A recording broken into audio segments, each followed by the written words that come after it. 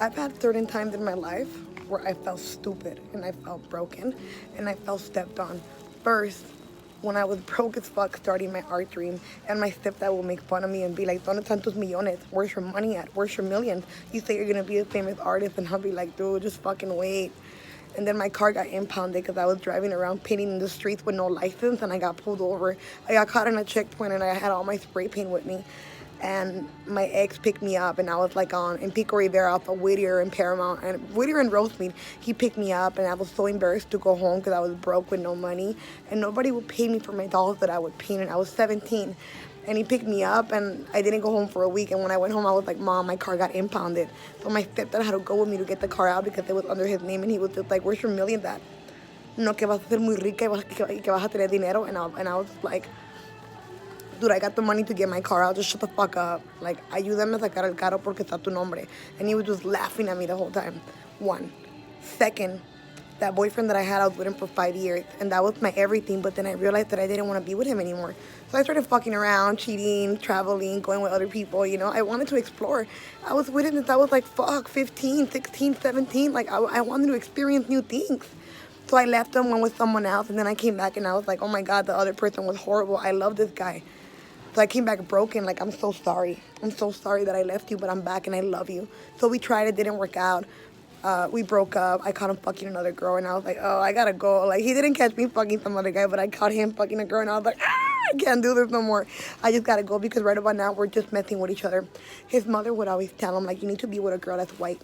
You need to be with a rich girl. You need to be with somebody that's gonna elevate you. That little broke bitch is an artist. She's never gonna do nothing for you. She's never gonna put you on. She's never gonna help you. Like, she's a fucking perdedora. Es una pintora que está pobre. She drives a bucket. Like, you need to be with somebody that's beautiful. She's not beautiful. She's short, fat, ugly." And she put it so much in his head that when we broke up, 3 months later, boom, he got married to this Russian, green-eyed, curly-haired, tall, skinny woman that looked nothing like me. And I'm sure if you've been in a relationship before for a long time and you break up with someone and they get somebody that looks different from you, you're like, "Was I not good enough? Was I, what's wrong with me?" We broke up and he got married to this white girl with curly hair, Russian, blue eyes. And I was like, "What the fuck?" And I'm sure you felt that. You know, you were with someone, all of a sudden you guys end up and they end up marrying and having kids with somebody completely different from you. And it just breaks you, like, what the fuck, was I not good enough? You know, did that person leave me because I was ugly? Was I not pretty enough? Did that person always think I was ugly and never said it to me? Maybe that person never loved me. Or maybe it was me because I fucking left and I was a cheater. But I remember I was just like, damn, like, it fucks you up, right? When somebody that you were with meets somebody new and they right away get into a relationship and have kids and get married and start doing all these things, and you're like, what the fuck happened? So I fell into like a little depression, and I went crazy painting walls all over LA because I was just like trying to get that shit out of my fucking chest. Like damn, I'm so broke. I'm chubby. I got a bucket. I live in a little fucking apartment with a twin bed. Like, she's probably rich. You know, she's probably what his mom would always tell him. And like, I'm nothing like her. Like, I'm just broke. I'm a broke bitch with a fucking stupid dream of being an artist. I got a call from Red Bull, and Red Bull was like, "Sam, we want to come to your studio." I'm in a garage. Now I'm 17, going on 18, in a fucking garage. And I'm like, dude, I don't even have a fucking studio. My studio's my garage. So I went. And everybody around me was like, "You're stupid, Sam. You're going to go get a studio. You're going to go pay money to fucking have a studio. Like, just stay in your garage, dude, and save money." And I was like, fuck that. I don't want to fucking save money. I want to gamble my luck. So now I go and find a studio for $400 a month in downtown Alpha, Los Angeles, and 8th Street. And I'm in that studio, and I'm by myself sitting down in the studio. And I'm like, how am I gonna make money in this studio? Like, how am I gonna be able to afford $400? And then I gotta be able to help my mom. And then I don't even have a car because my stepdad sold the bucket because he felt that I was never gonna make it with my stupid dream. Oh my God, that one too. He fucking stole my bucket. So now I feel fucking 5 times stupid. I feel useless. I feel poor. I feel fucking insignificant. I felt oh, like I don't want to fucking be here. I don't want to be poor. Why? Why did you fucking make me poor, God? Like, why? Why? Why, when I'm so grateful and I'm so passionate and I'm such a good person? So my stepdad sells my bucket. the one that I got impounded, that I took out, cost me $600 to get out. Next thing you know, I come home, I have no bucket. He sold it with all the paint I had just bought into paint walls. I was crying. So now I go on the bus, I get a studio for $400, and I'm like, I need to get this studio, and if I can get away with it, I'm gonna fucking sleep here. But of course I couldn't. So I'm starting to move in there, and I'm like, I don't know how I'm gonna make money, but I'm gonna figure it out. I'm gonna have a studio. And everyone that I knew was like, and what are you gonna do in that studio? And I was like, I'm gonna fucking paint dolls. And they're like, and how are you gonna make money in that studio? People are gonna come in there and buy my art. But who? People. I'm gonna have collectors. A month later, the fucking landlord is like, you gave me fake money. You need to get out of here. I'm like, fake money? That money came from a Wii shop. Blue Panda's Wii shop. So now I'm like, no, it's not. No, it's not fake. So then I go in there and I'm like, the money's not fake. Because if it was fake and you went to the bank would have confiscated the money. What is it? What is it? And he's like, I don't like the people you bring here. I'm like, those people are my clients. So he didn't like all my gangster fucking female, all my hustler looking like thug collectors. So he kicked me out. So now I have to roll all my shit out into the street, and I'm just like, fuck, dude, like, it's time number 6 that I feel broken, like, fuck, man, like, so I call the Wii shop owner, I call Blue Panda, and I'm like, hey, you gave me fake money, dude, I just lost my studio because you gave me fake money. He's like, that's impossible, because the money gets counted in a money counter, and we check every fucking bill, that money is not fake. I'm like, I don't know, but I got kicked out of my studio. So now I'm broken as fuck outside of a big ass pink building in downtown LA. Like, fuck, man. Like, why? Why does this shit keep fucking happening to me? Like, why? And then I get a phone call that night, and it's Blue Panda, and he's like, hey, I got this huge penthouse. You want to come live here, and this could be your studio? Boom. My life changes, and it flips. Now I'm living in this beautiful glass house. My life is different. I have someone that's helping me with my art. And then all of a sudden I start falling into sadness because I can't go nowhere. I'm just stuck in there.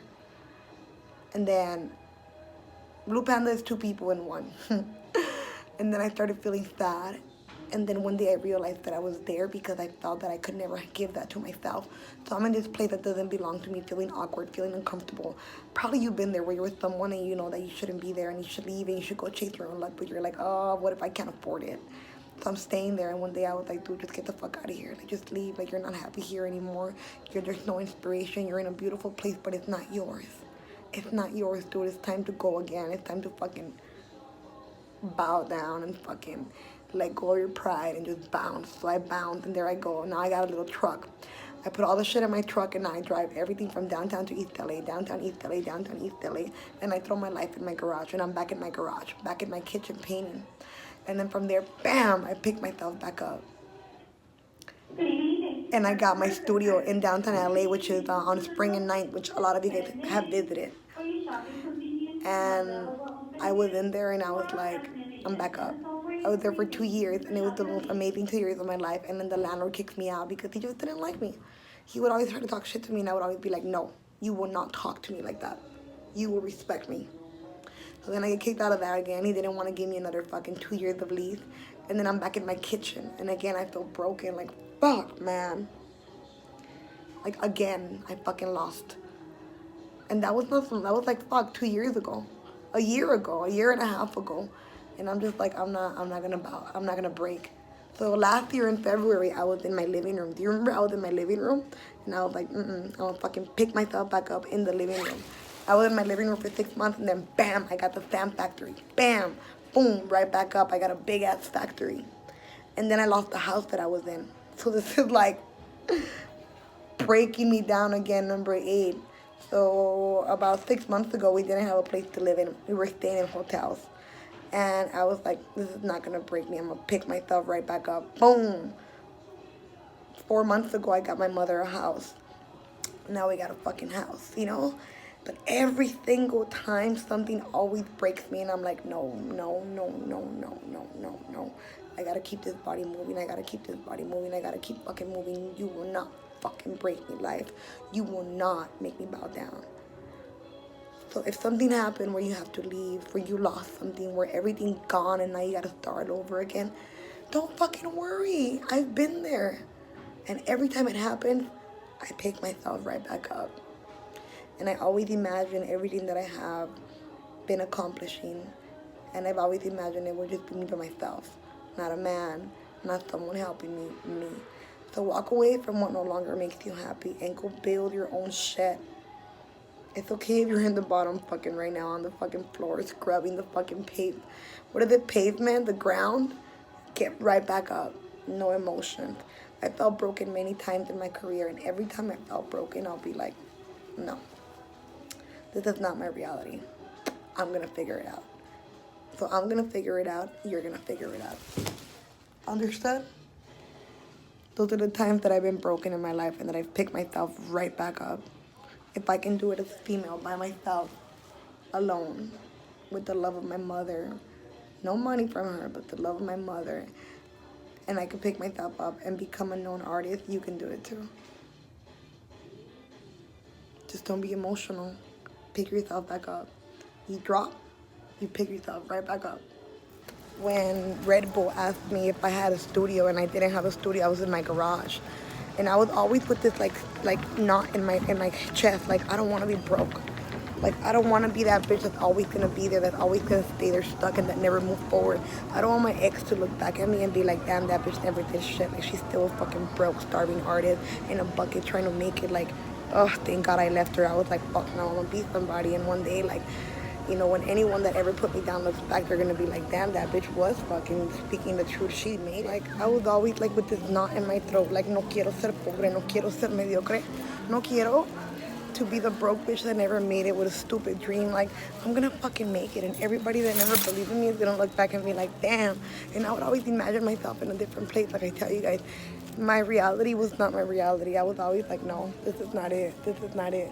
This is not it. One day I'm gonna do big shit. Like, fucking figure it out. But I'm not gonna be broke in this garage forever.